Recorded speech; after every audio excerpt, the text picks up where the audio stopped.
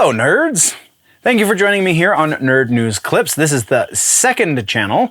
This is the place for all of the short-form content as well as the individual sections and just generally speaking smaller things. If you are into the longer form content, youtube.com/generallynerdy is the place to go see that. With that out of the way, let's get into this.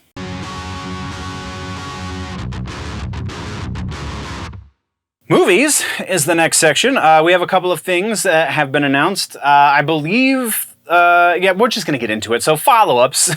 Aquaman 2, Jason Momoa has made it known that Ben Affleck will in fact be joining him for Aquaman 2 to some capacity. All we know is that there's a picture of the two of them on Jason Momoa's Instagram page where Momoa says that Affleck is going to be Batman in his movie. How much of Batman are we going to get in Aquaman 2? Very much remains to be seen. My assumption is it's going to be something akin to a bit of a cameo. If he gets anything more than 5 minutes of screen time, I'll be very, very surprised. Honestly, if he gets anything more than like 2 minutes of screen time, I'll be extremely surprised. So, but it is happening, and we do know it's for real because Momoa told us. And then our other follow-up comes from the Weird Al movie, is going to Hulu. We know this. Oh, I'm sorry, not Hulu. Roku is going to Roku TVs November 4th. That's the follow-up, is that we now finally have a release date for the Weird Al movie. So new trailers for this. Again, a million things launched at San Diego Comic-Con. Go check them out. We touched on a couple in the TV section. We're not really going to touch on much here, but Spirit Halloween, the movie with Christopher Lloyd, finally has a trailer, and this looks like a whole boatload of fun. I love Christopher Lloyd. He looks sufficiently creepy in this trailer, and this definitely strangely works up that hype machine very, very, very well. So go check out the trailer for Spirit Halloween. And then we're into news. We have a real quick piece for The Gray Man. Netflix has announced that we are going to be getting a sequel. And we do know that it is going to be starring Ryan Gosling. Again, the Russo brothers are going to be returning as well for the director's chair. And not just that, but we're going to be getting a spin-off. Not a whole lot is known about the spin-off, exactly what it's going to entail or anything like that yet, but we do know it's coming because Netflix is really desperate to do something great.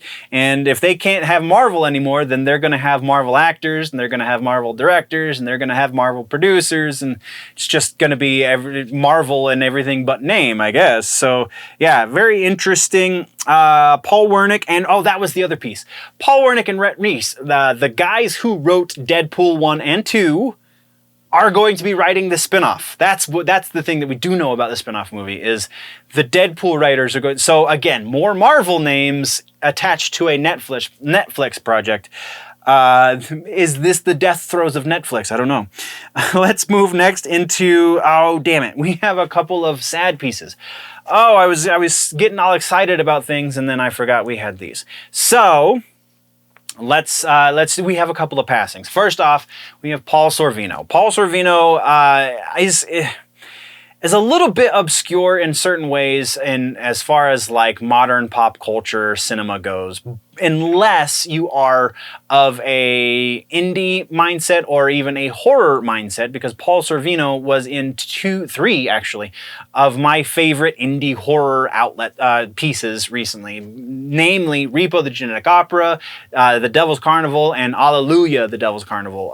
He played God in the Devil's Carnival movies, and he was the Roti Largo in the Repo Genetic Opera movie, and Paul Sorvino was a classically trained opera singer. Not a lot of people know that unless you like these movies, these three movies that I was just talking about. And it's wonderful. It's incredibly campy and really silly and kind of dark and bloody and things, but like just great fun if you're kind of more into a goth mindset with your entertainment. And it's he was a lot more than just those movies. Obviously, he was in Goodfellas, and he was in so many other movies, but like that's my personal connection to Paul Sorvino, is he was God. Very literally, he was God, and he had a great singing voice, and it sucks. And so we're going to take a moment for Paul.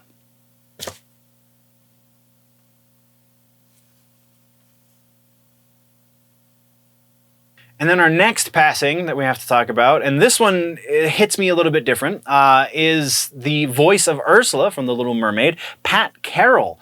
I know she's done plenty of other things as well, but I mean, when I do, so I got to talk with Renee Auberjonois, who was in Star Trek Deep Space Nine, but also was a singing voice in this same movie, in The Little Mermaid.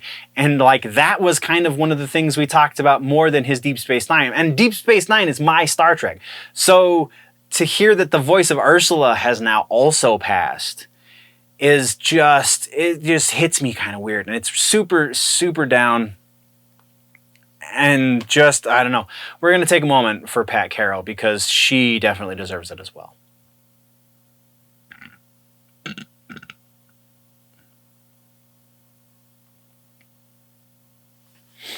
Okay, so downer pieces aside, let's get back into the news, shall we? We have a remake of Roadhouse happening, and yeah, for those of you that don't know what Roadhouse is, I don't blame you necessarily. It is a really cheesy action movie, I guess, from the 80s, starring Patrick Swayze as a bouncer, like the bouncer's bouncer, the guy that keeps everyone in line and is super, tough guy with a heart of gold kind of dude, and doesn't get into any of the trouble and keeps people out of the trouble and blah, blah, blah. And businessman trying to take the bar and do horrible businessman things. That's getting remade, and Jake Gyllenhaal is who they have tapped to play the lead, which Patrick Swayze played in the original. So, I don't know. This has all of the hallmarks of being a huge popcorn movie. Like, 1 million people are going to go watch this just because it's Roadhouse, and another 1 million people are going to go watch this just because it's Jake Gyllenhaal, and they're not going to be expecting anything that, like, changes cinema for them, which is appropriate. But like, I think that's not necessarily a bad thing. This could just be a great palate cleanser as far as like all of the superhero movies and all of these really serious things that are trying to get Oscar nods and blah, blah, blah, blah, blah, blah, blah. Jake Gyllenhaal's like, I just want to do something fun. And this is it, man. I think this has a strong potential to be something very much worth watching. So I don't know that this is necessarily goofy as I originally thought when I saw the headline. Next, we're talking about a real quick follow-up, I guess technically, to that Nobody movie that came out starring Bob Odenkirk that was basically frumpy John Wick, getting a sequel. Very interestingly getting a sequel, because if you remember, Bob Odenkirk had a heart attack on the set of Better Call Saul filming the final season. So we have been assured by the producers and such that he should be in good enough health to do another action movie. And we all would love to see Bob Odenkirk do another one of these movies, because the first Nobody was a whole hell of a lot of fun. So that's what we've got on that. Next, we have a little bit of drama. The Rocky Balboa villain, Drago, is reportedly going to be getting his own movie, I should say. Though this has not come without controversy, because Sylvester Stallone, Rocky Balboa, who created all of these characters, apparently does not own the exclusive rights to his characters anymore. So when it was announced that this was going forward, he was not privy to it before the announcement was made to the public, so he very publicly slammed the idea of making a movie without him, effectively. And Dolph Lundgren is apparently attached to some degree to this project, though shortly after Stallone came out very publicly against this project, Dolph Lundgren also then came out publicly to say, whoa. All right, so first thing, I didn't know that Sylvester Stallone wasn't attached to this project in some fashion. I thought he was at the very least going to be acting as Rocky in this movie. And two, nothing is put in stone. We haven't even solidified a script as far as I know, director, anything like that. It's just a project early in development. So with that being said, he then distanced himself a little bit from the project, and that's kind of where it sits in this weird limbo stage right now. So as that develops, we will be keeping tabs on it.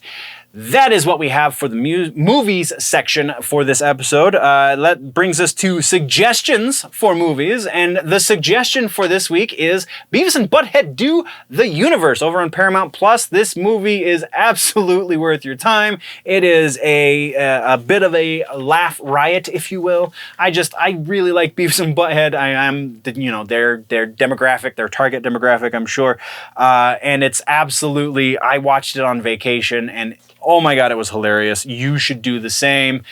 It's totally worth your time. I'm very excited about the revival series and to get to see them do effectively their version of reaction videos to modern metal music. I'm all about it. But yeah, that's what we got for suggestions. Once again, this has been just a brief segment from the larger episode that has been posted over on the main channel, youtube.com/generallynerdy. Go over there for the long form content or just subscribe here if you want it in bite-sized chunks. Thank you very much for joining me, nerds. We'll see you in the next one. Before we go though, always remember that if it's generally nerdy, it's probably here.